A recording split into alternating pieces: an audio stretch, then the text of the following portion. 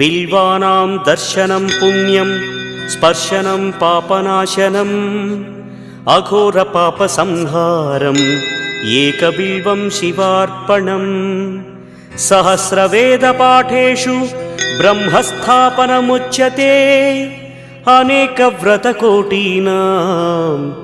एकबिल्वं शिवार्पणम् अन्नदानसहस्रेषु सहस्रोपनयनं तथा अनेकजन्मपापानि एकबिल्वं शिवार्पणम् बिल्वाष्टकमिदं पुण्यं यः पठेत् शिवसन्निधौ शिवलोकमवाप्नोति